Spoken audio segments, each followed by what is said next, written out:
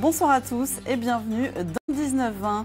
À 19h30, votre édition nationale reviendra sur la disparition de Prince. La mort brutale à l'âge de 57 ans de cette icône de la musique continue de provoquer beaucoup de réactions à travers le monde.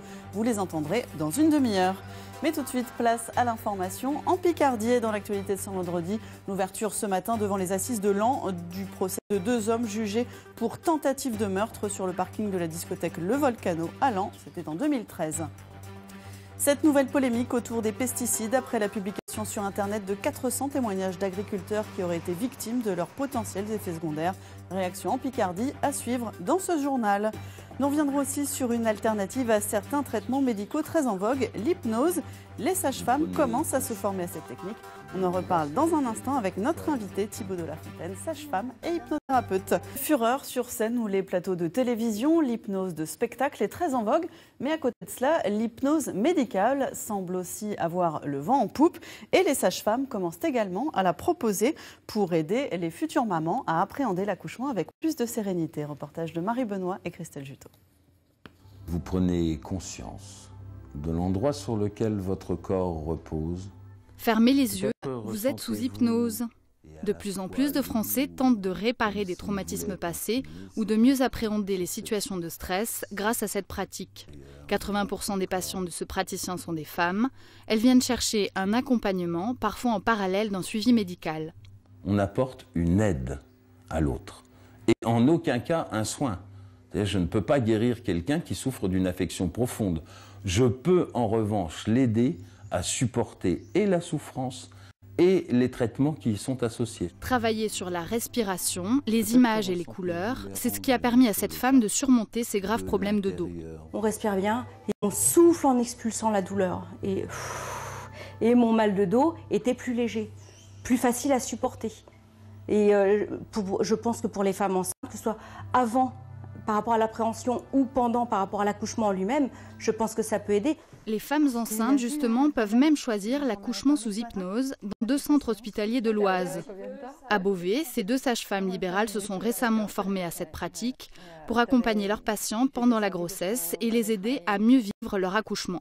C'est pas forcément dans le but d'accoucher sans péridurale.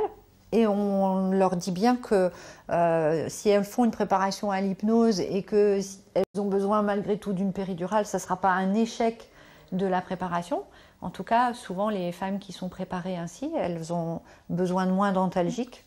Si cette jeune maman compte bien avoir recours à la péridurale pour son 2e enfant, en complément, elle sera peut-être aussi tentée par l'hypnose. Et pour aller plus loin sur ce sujet, Thibaut de la Fontaine est avec nous sur ce plateau. Bonsoir. Bonsoir. Vous êtes sage-femme et hypnothérapeute, comme les 2 femmes qu'on a vues dans le reportage. Qu'est-ce que ça peut apporter, l'hypnose, à une femme qui souhaite accoucher? Jusqu'où ça peut aller, l'accompagnement?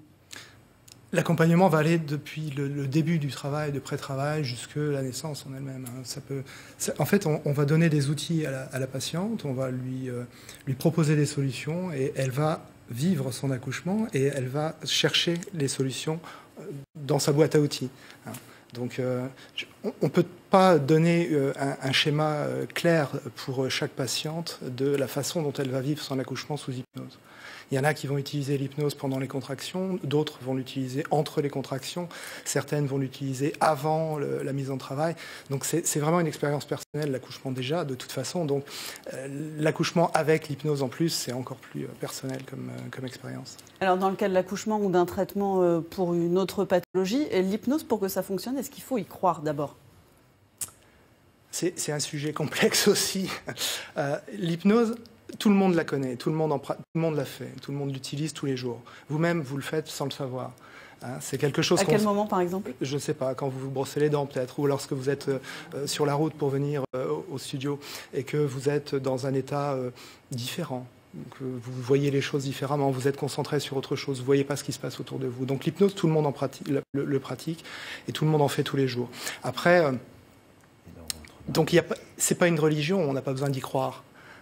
Après, ce sont des techniques, que ce soit dans les spectacles ou que ce soit en hypnose médicale, ce sont des techniques qu'on va employer et qui vont permettre aux patients de trouver une solution, comme je le disais tout à l'heure. Et donc, l'hypnose, c'est une technique, vous le disiez, qui se développe. Comment on fait pour reconnaître un bon praticien? Parce qu'on imagine que c'est quelque chose qu'il faut quand même manier avec précaution.